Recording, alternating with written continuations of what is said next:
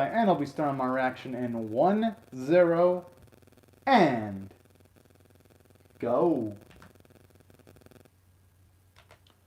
Alright. Can't wait to see who's going to get the spotlight this week.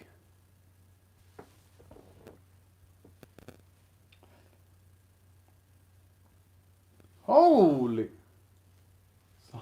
Those are some cat-like reflexes right there.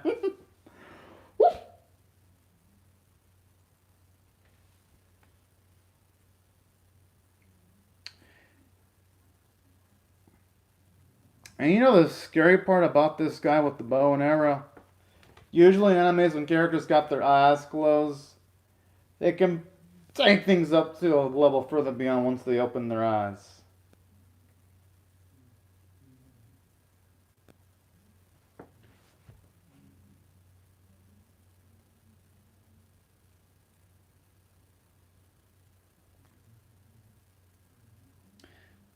I mean, that's the name of the game though. You never show all your cards out once.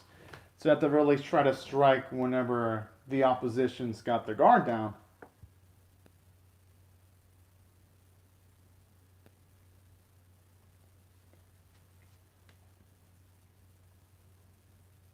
Hmm.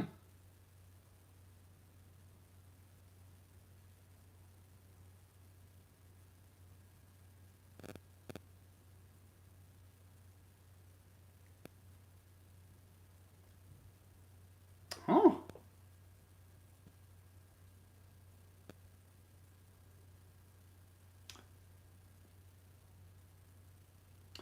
Kind of like that little that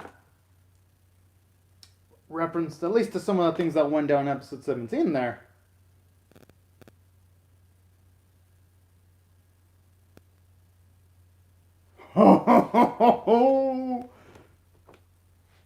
Oh shit! Should. I mean, thankfully though, Megumi's. Even if one of those attacks hits him cleanly, he should be able to get back up. I mean, yeah, with a lot of pain.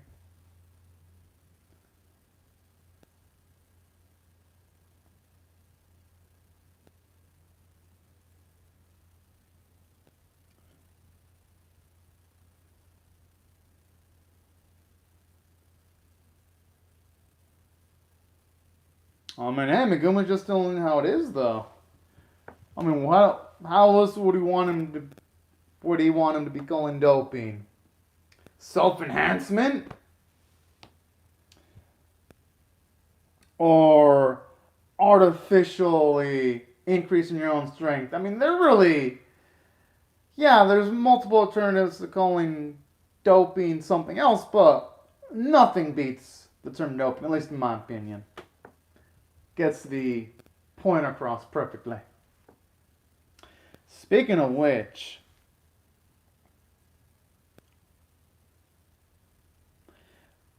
when it comes to like the opening,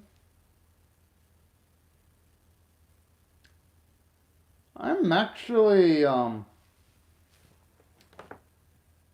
wondering if we're gonna see more Gojo greatness, because at least so far from the opening, we see Mai and Ma get together in that small bit. We see a bit of Panda's past that we kind of did see a few episodes ago. So I wonder if that means we're gonna see some yeah, it's definitely implied we're gonna see some Gojo, some more Gojo greatness, and Mahito too. Which, you know what? Hey, you know what? I can't wait for that. I'm actually living down with almost anything that Jujutsu Kaisen's willing to do, because it's been able to execute things to a T perfectly. So, oh, Miro looks completely lost. Come on, I'm assuming she has at least some hand-to-hand close call or combat skills at the very least.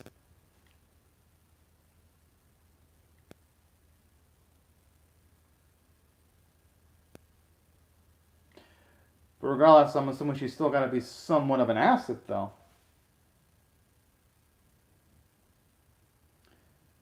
It'd be quite the shocker if she...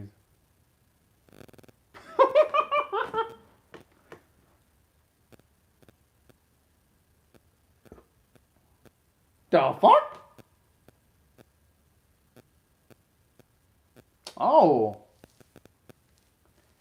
Yo, that was slick, but damn, did they have to do her that dirty though? Oh man, that was fucking cool, though. I ain't gonna lie.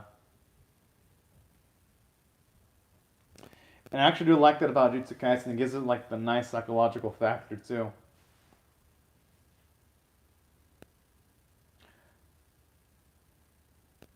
Where it's like you don't even know what to trust at a moment's notice.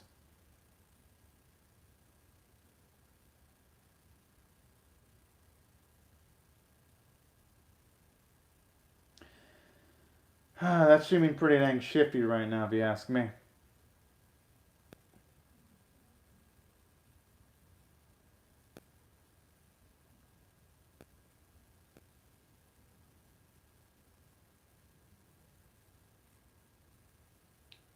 And I wonder who's to blame for the lack of unification right here.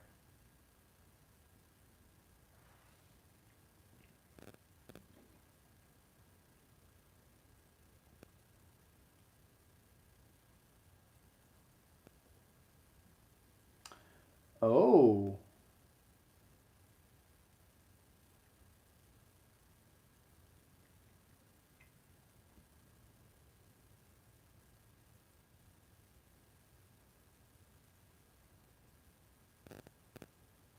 Oh, to think it would go that deeply.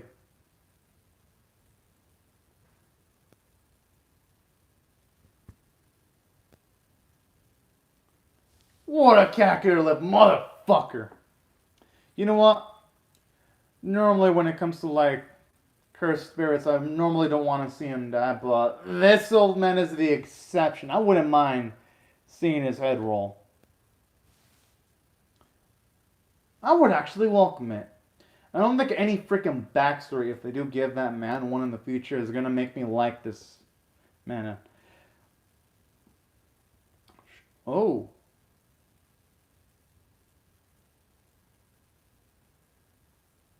Okay, good. I thought for a second it was gonna release some kind of like uber ability. Oh shit! Hey, that was like the creature that yeah. Yo, that is the creature that Toto and Yuji are tackling in the opening. Okay, going by that. If the opening, at least if opening 2 isn't deceptive, then that means that there's no way. Yeah, there's no way he's going to be able to win this. And it's going to have to be up to Yuji and Toto to make up the difference. Or who knows? The opening might actually be playing some tricks, and it could be someone else entirely different that tackles that thing on.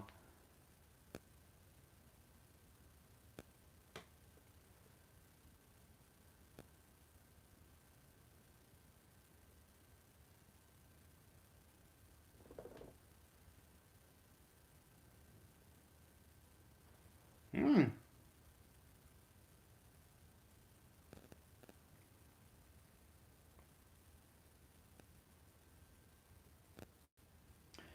And here's something I continue loving about Jujutsu Kaisen. When it comes to like the sorcerers, I love how they delve into at least a good portion of their either their individual backstories or they give them a good amount of characterization. Just showing you that fights in this series, there's more to them than just meets the eye, and it's more than just people trying to knock each other out. It's separate individuals with their own motivations, and I love that.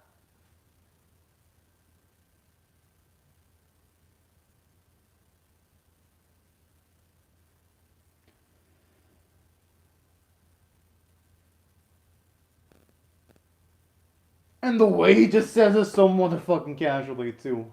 Talk about the audacity.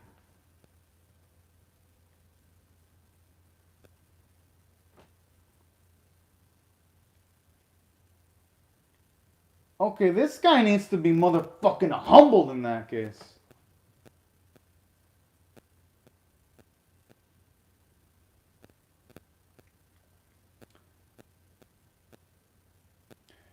Only from his perspective. Exactly. Talk about being presumptuous right there.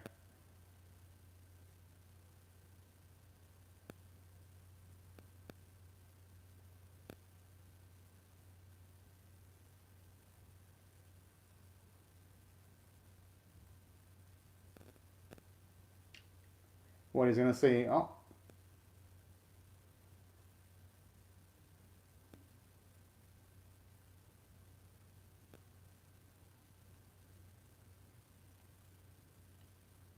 hey.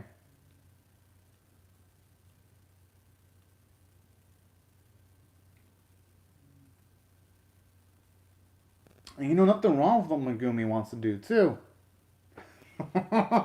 Yo, I love that murderer's face right now. But honestly, I love that kind of growth from him.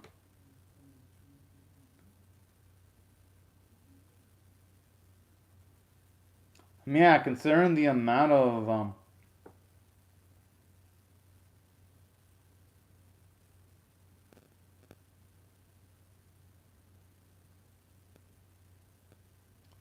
damn, that outfit looks beastly, and I love how again Studio Mappa they're not even going the lazy route of having CGI. They drew that detailed, beautiful monstrosity.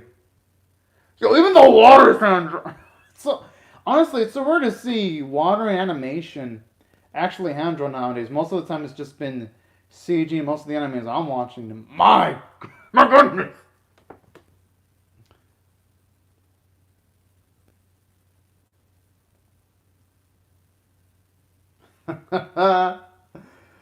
Ah, seeing Natoshi see, it puts a smile to my face.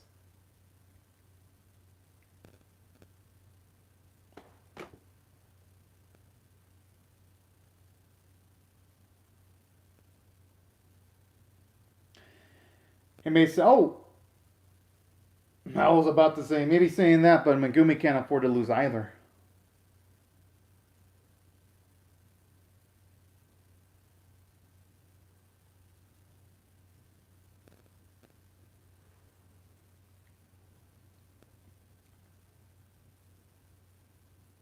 Okay, that just looks like a big ass Gummo to be unleashing a monstrosity like that.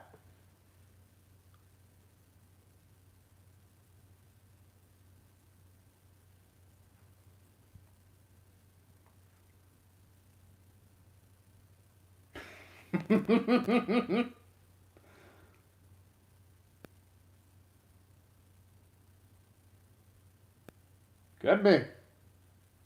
I mean, why not take advantage of the fact that multiple sorcerers are fighting against each other right now?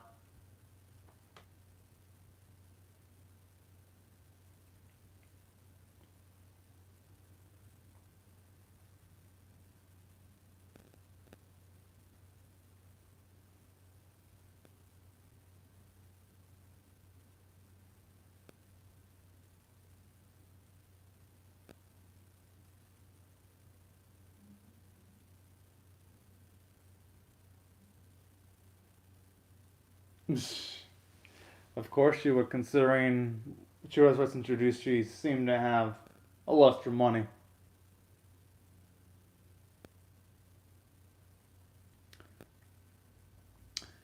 Hey, you know what? I wouldn't mind seeing Goja put in some work again. Any moment that involves him has been absolutely fantastic.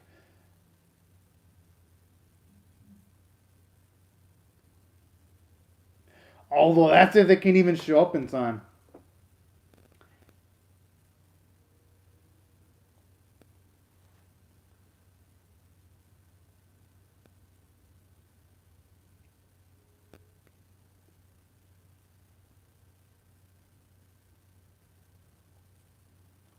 Talk about an awfully calm stance while all the chaos is going on, though.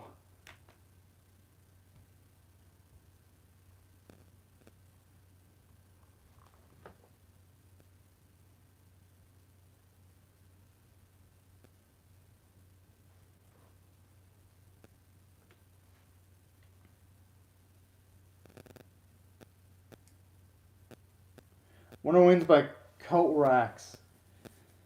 And it looks like he's trying to summon a either a curse spirit.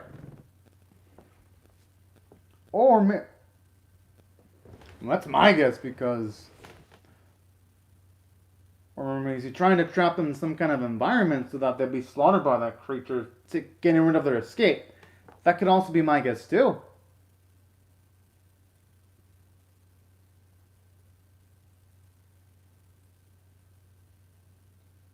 Oh.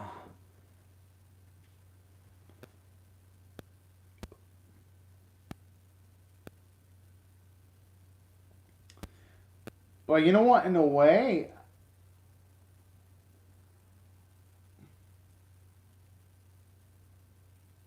question is, how long would it take for him to? What the fuck? Is that like the first thing we see actually sting him in the series?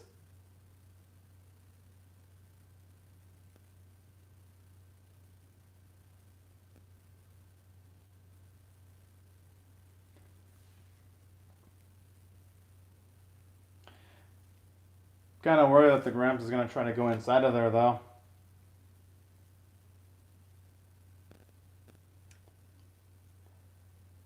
If that's the case, that is pretty damn freaking brilliant. Because Gojo, he's probably got the strength of maybe 10, 20, 30, maybe even 50 sorcerers at once.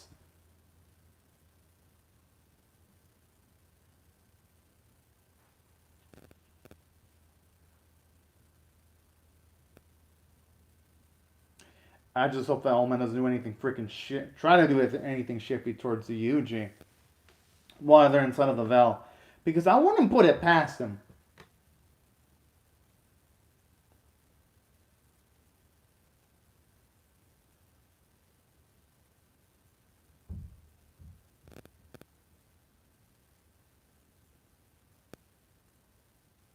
Oh.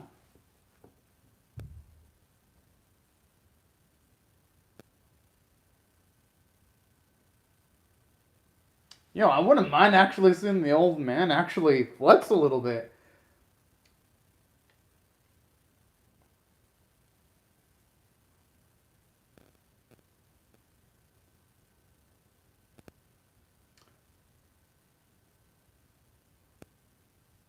Wait, he's the last of.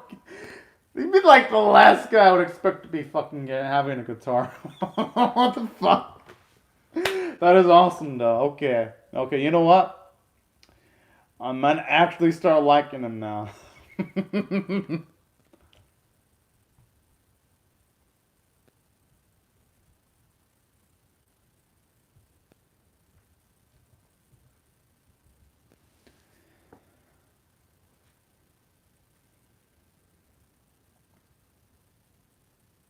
Hmm.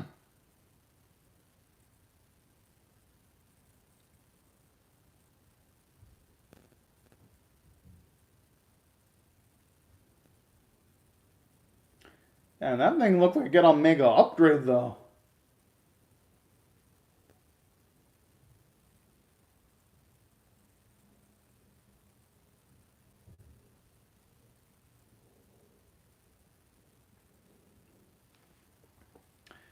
That's provided the. What the? I have a feeling that's not going to have much effect, though. Aside from temporarily stunning it.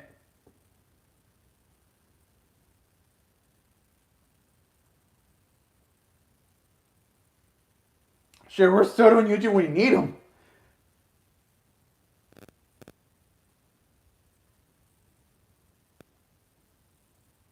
Yeah, I think it looks like it's made out of titanium. Because all those attacks, they all look like they packed a lot of punch, but.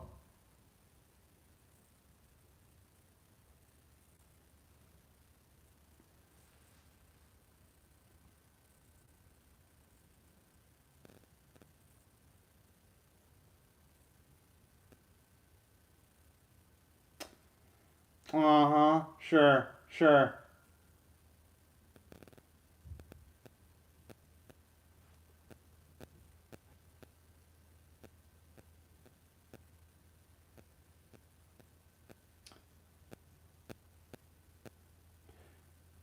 I'm actually, actually no, I should say it's actually pretty darn cool that the series is going for an eco, I should say an ecological message. Actually, I haven't actually seen this type of message implemented, at least when it comes to like recent animes, in quite a while. When I mean recent animes, I mean recent animes that are pretty good.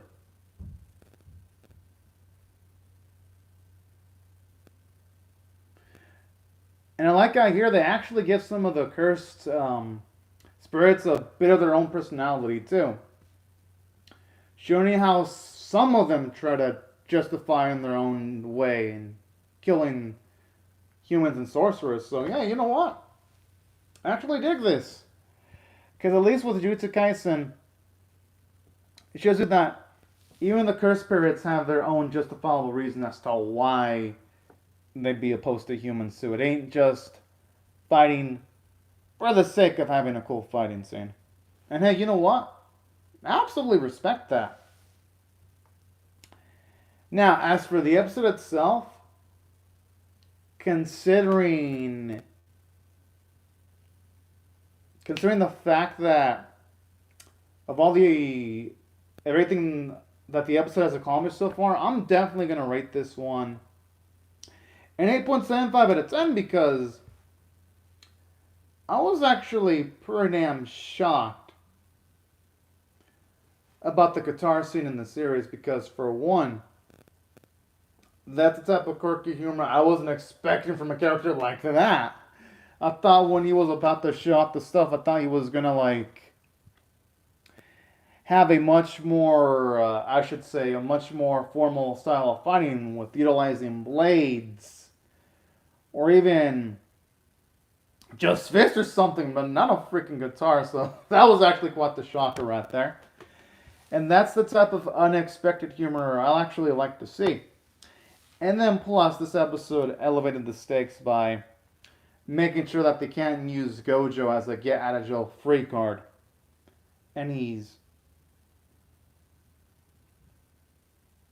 okay. Seeing Mayuta on that sailor outfit. No, it looks so wrong. Oh, Mount Fuji looks pretty damn good in that uniform. I ain't gonna lie.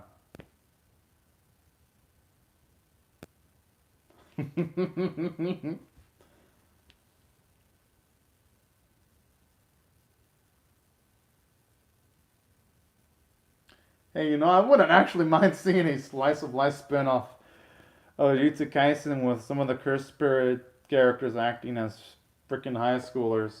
I think it'd be absolutely hilarious. Oh, man.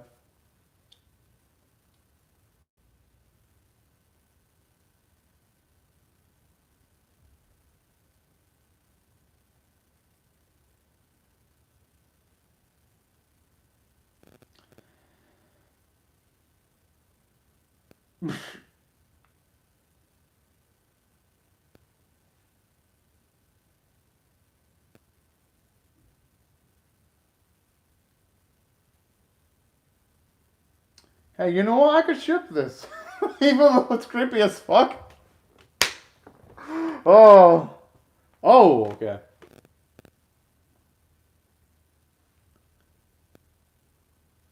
Damn, so Yuji and Todo are still going at it? What the How much sentiment do those two have? My goodness. But hey, you know what? I don't mind that one bit. I just hope that someone actually interrupts their fight, though, because they're going to need every bit of energy in the tank in order to take on that curse spirit that Megumi and the others are taking on right now. They can't be messing around for too long. But no, all just excited though.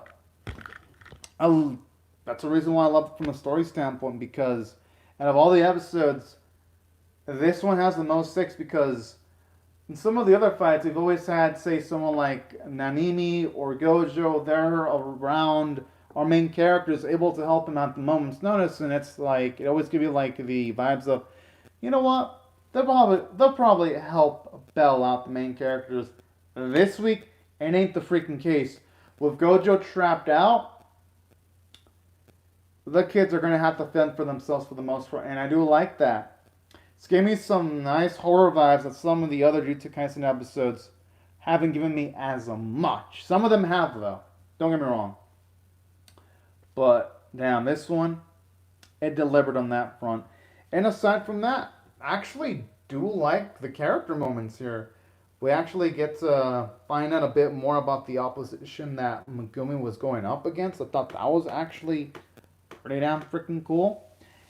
And another thing I also love about this episode too, just how far the old man was willing to go, and utilizing like a first-rate curse spirit to try to get the upper hand. I mean, it failed, but it's still nice to see how desperate this man was.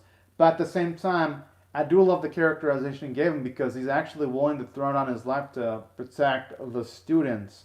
That was actually pretty darn cool, showing you that even though, yes, as hardcore as he is for being so dead set against Yuji, he at least has some of his priorities straight. And that's what I like about Jujutsu Kaisen, where it shows you that some characters, while yes, they're in the darker side of the gray area, they're still in the gray area regardless. And that's what I really love about this series, where it has a tendency of giving you characters that you don't think you're going to love, and then you end up kind of liking them later on. That's why I thought this episode had really good writing. Obviously, the visuals were great. Hand-drawn water is a rarity because I'm currently watching a surfing anime called Wave Surfing, and that just CGIs it out of its water. It doesn't even bother drawing it here. They actually do draw it. I was like, damn.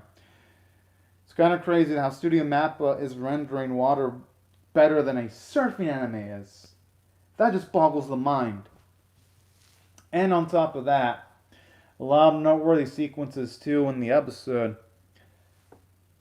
Love the fact that when the big creatures showed up, they emphasized the size in comparison to everyone else, how it just looks like a tower in comparison to some of the other students when it comes to size. I love that.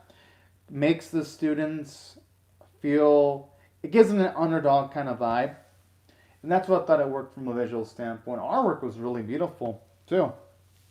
Everyone was on model. And the main cursed spirit we see at the end of the episode was massive with a lot of details. I had it at taken Studio Map, a lot of work just to draw it. The local performances were great. And that's why I feel the episode, at least in my opinion, is worthy. You know what? I'll bump it up to a 9 out of 10 because this episode, now that I talk about it more, it has a lot that, honestly, I wasn't expecting, but this episode delivered more than I could have asked for. And yeah, these are pretty much my thoughts on the episode, y'all. Thought it was fantastic. I'd love to hear your thoughts and how you feel about my reaction or the episode itself in the comment section below.